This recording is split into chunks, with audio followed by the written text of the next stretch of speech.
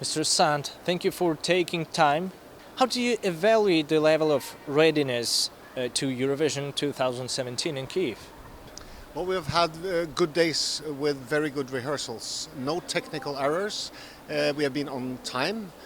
So I think we're ready now to have 3 fantastic shows out of Kyiv next week. Have you implemented everything you wanted to implement? Yes, more or less everything is in place. We have a fantastic press center. We have a very nice delegation area. It's spacious, it's light, it's enough room for all the delegations. Also to hang around when they're not in their dressing rooms. We have a fantastic venue in there that can seat approximately 10,000 people, which we think is more than sufficient. Good transportation setup, all delegation in place here in Kyiv now, and mostly very happy delegations. One of Western broadcasters, citing the designer of the stage, reported that at the beginning production was planning to have a virtual reality effect on the stage, but later the idea was dismissed because of lack of money. Have you heard about this idea, and what do you think about it? Well, I have followed the discussion all the way, because the original design that was approved was with augmented reality. Then we had to look at the budget, and we always do that for big events like this. And it was decided to change the setup and present it as it is right now. Probably this is not the first Eurovision where this kind of things happen. What is your personal attitude to this kind of situations? For example, when production wants to have the most exciting and fashionable show ever, but for some reason it's impossible. Do you feel sorry for it? Well, it's an expression that says "kill your darlings," and that happens every year. Every year you have to sacrifice something to get something else up.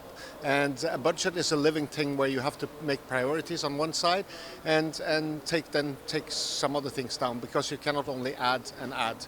Having said that, it would have been great to have augmented reality, but we have a fantastic stage and it will look great on camera and on the television screens. Could we say that this year's show is the most fashionable and exciting than previous ones? Well, every year we try to add new features, we bring in the latest technology, and this year is no exception. And then the viewer will have to decide if this is the most fashionable show ever. But I'm very, very happy with the way it is presented, the way the stage looks, the lighting, and how it sounds. So this will be great. Could you please tell about the processes which are coming about here at the International Exhibition Center just a few days before the first semi-final? It's actually a lot of work to get a press center like this up and running. There are a lot of people involved, both to handle the press, but also to make sure that everything is in place on the logistics side, on the internet computer side, offices, radio studios, everything has to work. So it's a massive operation. It's the same with the delegation bubble, as we call it, where the dressing rooms are. There's a lot of staff there to make sure that the artists can float around that area and make sure that everyone gets in time for their makeup, for their sound rehearsals, for the stage rehearsals, for the viewing room where they watch everything that has been going on stage. So this is a massive operation. And then you have the technical operation in the venue, which of course is the biggest TV show on Earth, so to say. So it's a lot of people involved, and it's a huge logistic and technical operation.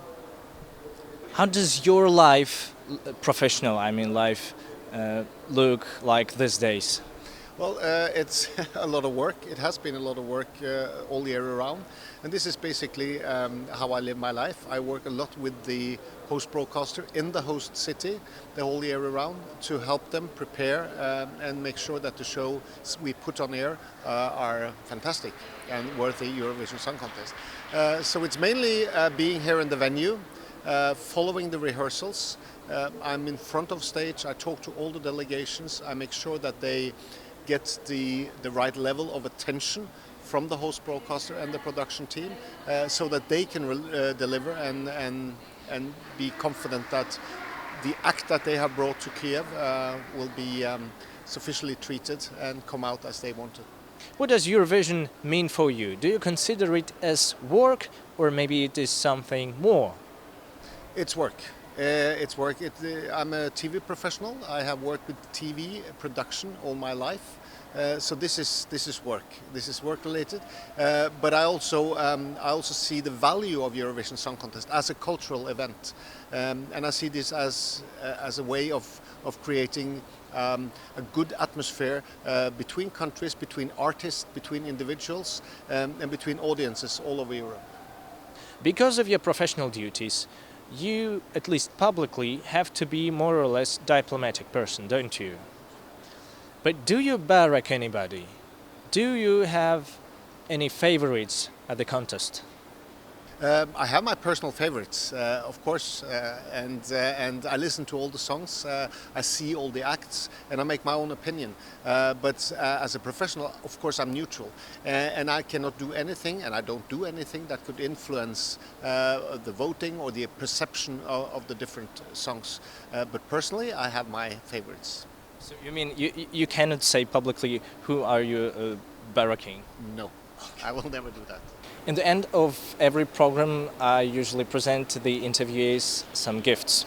And for you personally, I'd like to present something symbolic, if you don't mind. So the number 24 is about the number of hours per day during which you are thinking about Eurovision.